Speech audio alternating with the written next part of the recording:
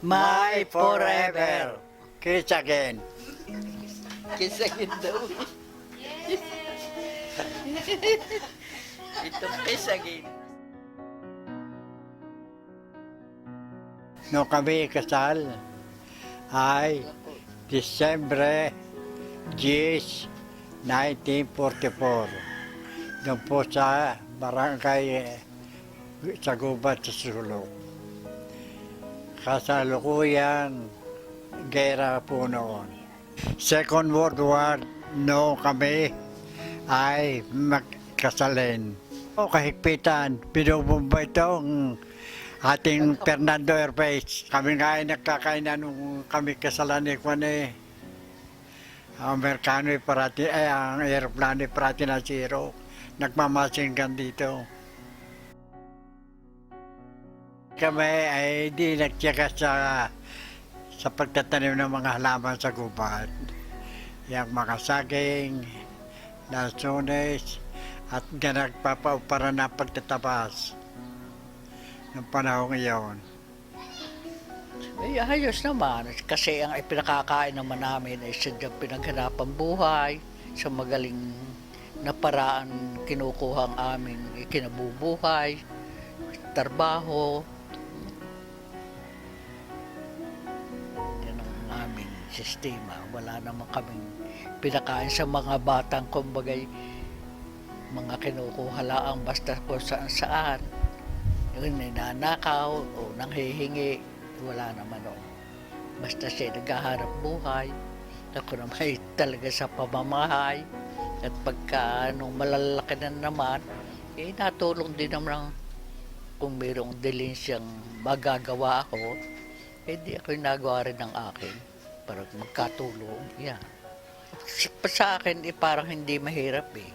Sapagkat kasi kung ano mang dilinsya mo, ano mang kakainin mo, laging kasalo mo.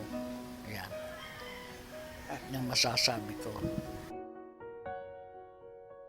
8. 8. 4 na lalaki at 4 na babae.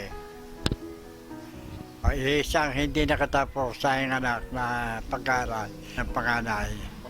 Masasak din ang maliit pa. Yung aking 8 anak ay awa ng Diyos, yung 7 nakatapos na lahat sa kolehiyo. Yung 7 ay di nasa New York. Anong sekreto? Sekreto namin eh, pagmamahal. Yun. Ano may napakabay? Sapagkat pag walang pagmamahal ay alam na. Kung kami sa 10 taon, 15 taon, nagkakaagwat. Kung nagkakasalitaan man. Ako pa ang magalit din. Miski walang kasi nung kasalanan, galit din. Galit na mga hindi naman. Pag nasalita kayong aking kamyamay, wala na. Hindi naman kagaya naman nagtataniman. Wala awa ng Diyos eh. Ayos naman ang aming pagsasama. Yung away hindi namin tinitingnan. Wala naman yung Mag-asawa. babaeng iba. Are, kung Wala galit, ring hindi ko lalaking pinapansin. Kakasalitaan man ng hindi tama. Kung halimbawa, are, medyo galit sa akin, hindi ko pinapansin. Basta tuloy ang aking pagmamahal sa kanya. Ang aking may payo, basta sila ay magmahalan at huwag dadaanin babaga. sa away, Away, yan. kagalitan. Yan ang napakabay. Yung konti salitaan, huwag nilang palalakihin.